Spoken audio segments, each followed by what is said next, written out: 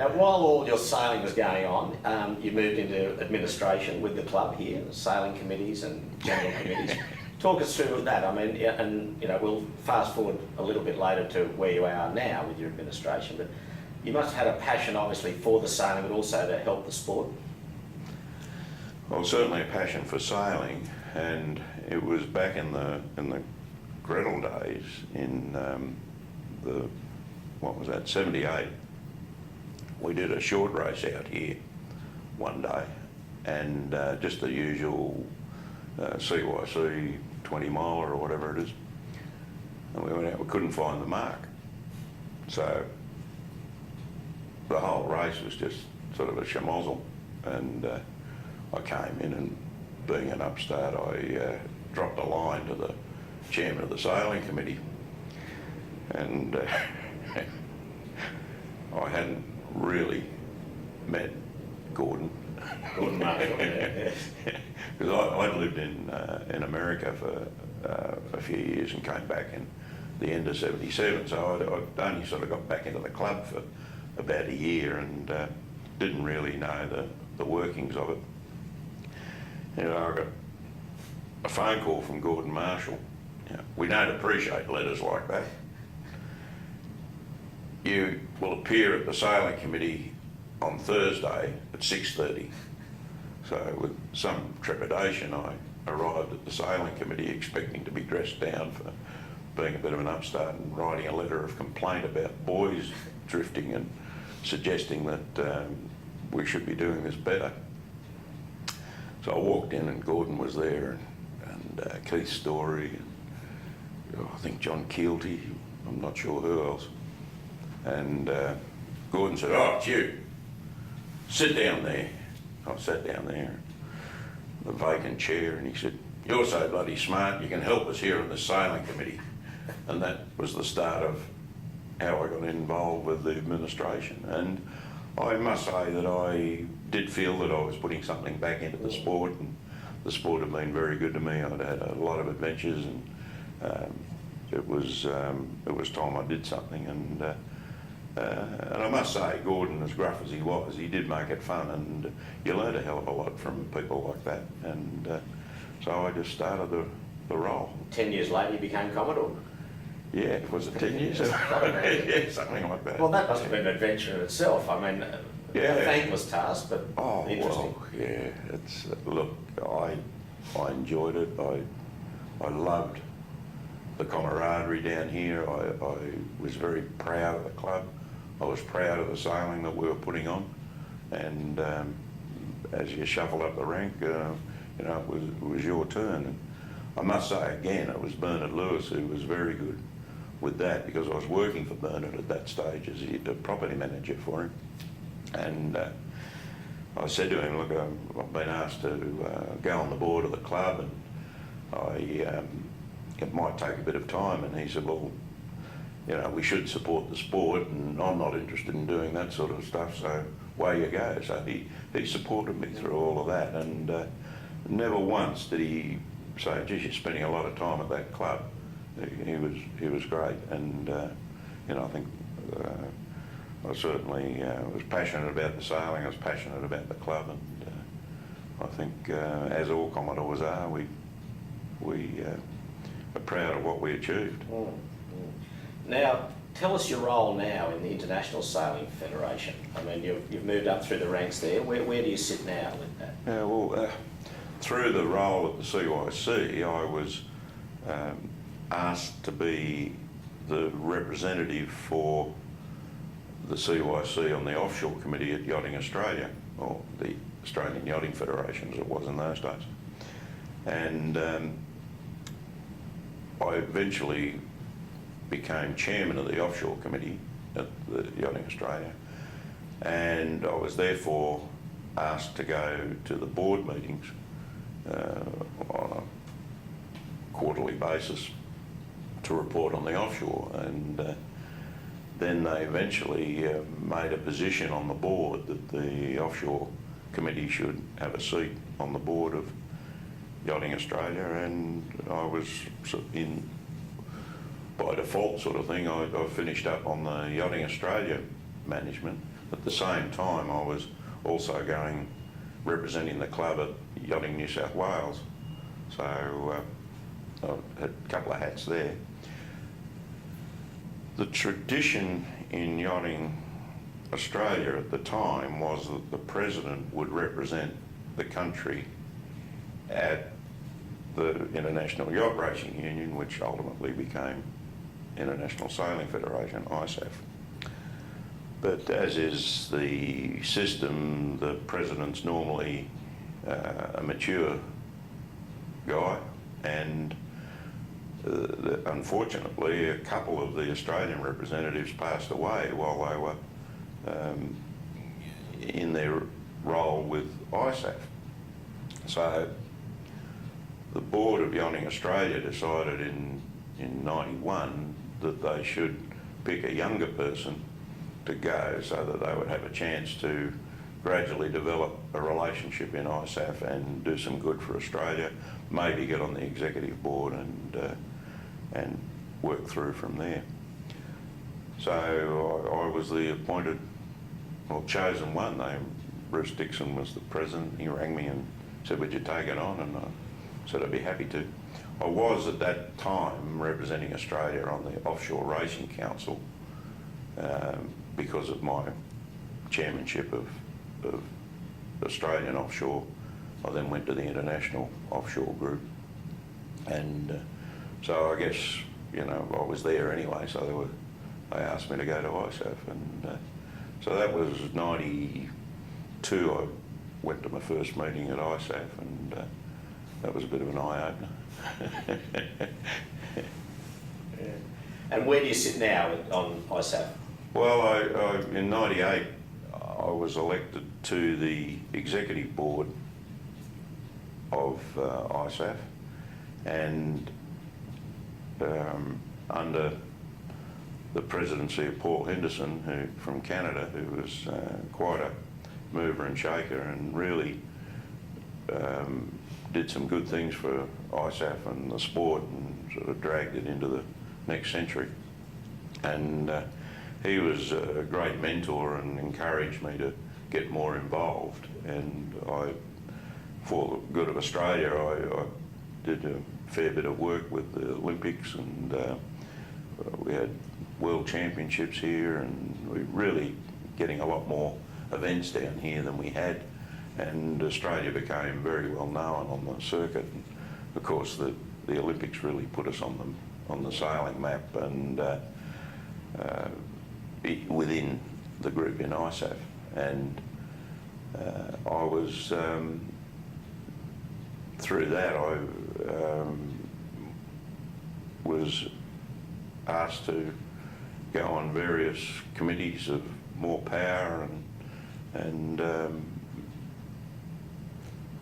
had a very good support group from around the world. And now, after I had served my time as a vice president, I had to stand down, and I was asked if I would stay on the executive board as treasurer for 4 years and then run for the presidency.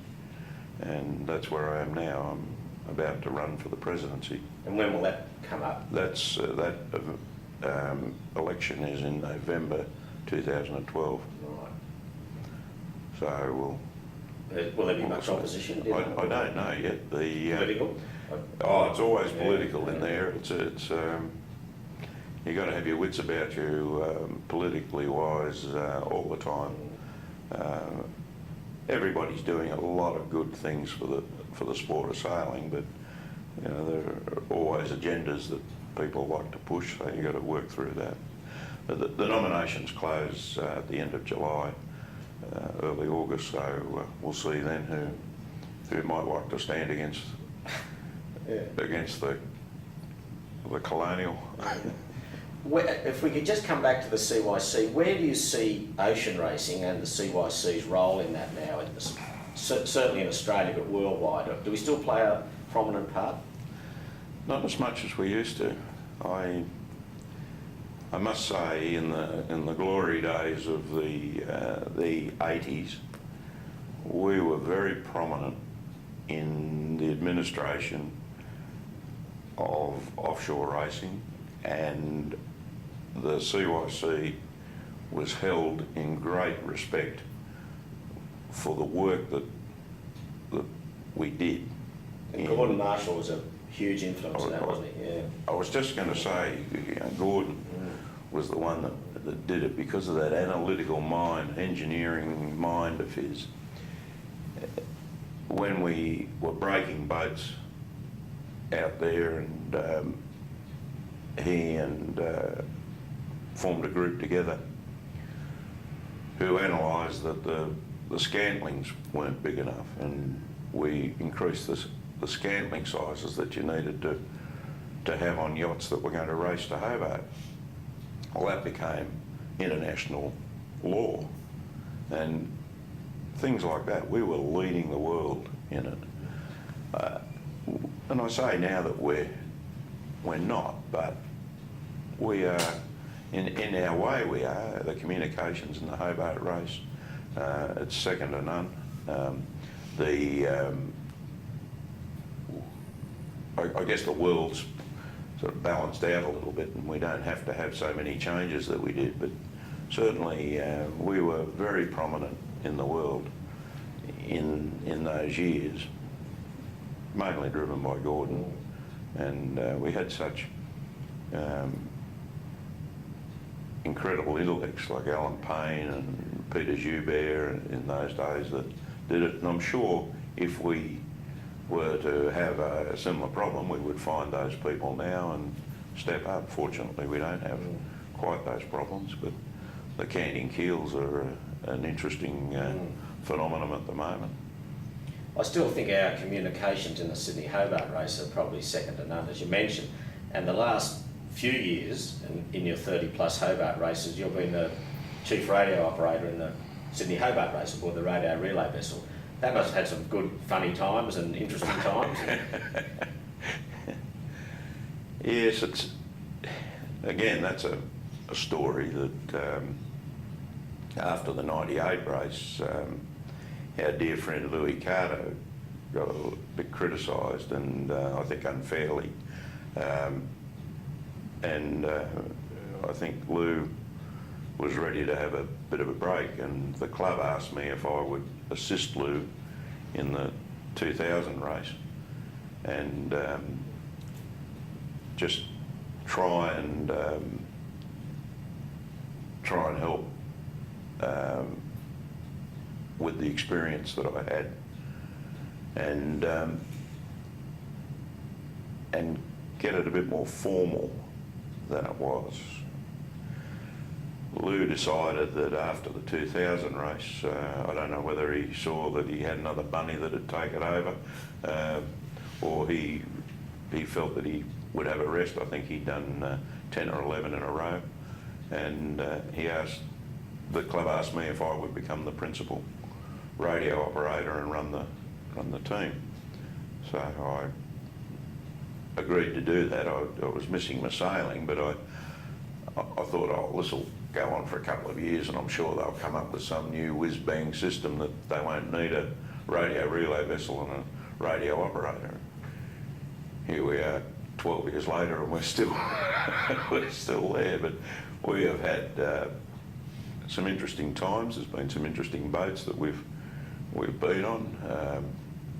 We had a 110-foot maxi yacht one year. We had the Young Endeavour for 1 year. We had Harcourt Goff's beautiful Four Seasons, a Holland 67-foot, which is a very nice cruising boat. And then Johnny Winning came along and said that he'd like to help the club with his beautiful JBW powerboat designed for the ocean. It's just a magic boat, and we've now done 7 years in her. He said he'd do 5. It's up to 7. I think we're heading for 10. But she's a great boat, and we've got a very good team on board, and John and his generosity of the club is it's amazing and Andrew Copley, Stakey, who's the captain. The boat is always beautifully prepared. Whilst we do a very serious job and we take it seriously and do it professionally, we do have a bit of fun on board. Red wine for dinner? Oh, occasionally, just depending. Just but always a roast. Exactly. What do you think of the modern day boat? Canting keels, crew sitting on the side. I mean, you know, you've moved with the times. Where's the sport at the moment, do you think? It's really exciting, isn't it? It's amazing. I had an accident in '99 and broke my back, and I decided then that I would have to take it a bit easy ocean racing, and that's where this offer from the club to go into the radio relay sort of kept me involved in the race, but I could do it in an armchair. But I was really sorry to miss the evolution into these canting keels. The boats are just so much quicker and so exciting to sail. And we talk about our days on the Carmens going 4.5 knots everywhere. These things do 4.5 knots standing still. You know, running at 20 and 30 knots and reaching and reasonably under control. I think it's exciting. I think they're fantastic boats while they're in the right hands, but I really worry about what's going to happen down the track when these boats go into the next generation. The older boats up to, well, even the conventional boats that are built now, if they go into hands where people don't have quite the ability, they're still safe boats. They'll get people out of trouble. I'm not sure about this new breed of boats, but when you see how fast and exciting they are, I think it's wonderful. And the way the rigs have developed and the sail material, it's just it's an incredible science. If we just take your CYC hat off and put perhaps your ISAF hat on, you look at the current Volvo round the world race that's underway at the moment. There's 6 boats involved, and of those, 5 have already had massive problems. Hull delamination, rigs breaking. There's a balance there that's not quite right, I think, at the moment, that it must be a concern to the administrators of the sport. It is, and we have a group in ISAF that are already looking at what needs to be done with that. I think the Volvo people are also interested in seeing how we can develop this, but to me it's getting back to Gordon Marshall and the Scantling rules, is that they've let that run to a point. Everyone's trying to make the boats lighter so they can put more lead on the keel, which will give them better stability, or smaller fin bolts so they have less drag. There needs to be a Scantling system that they have to build to, so all boats are built to that are strong enough to go around. And if they're all built that way, then you take that competitive advantage out of it, and it's getting back to skill and design shape. But they must be built strong. It's just crazy that people are going around, they can't get around the world in a round the world race. You wonder what would happen if they were doing the old course down in the Southern Ocean for a lot longer than they are. But no, it needs to be looked at. Well, finally, Dave, in recognition of your sailing and your administration for this club, the CYC, you were awarded life membership last year. That must have been a big thrill for you, and a jewel in the crown. Huge honour.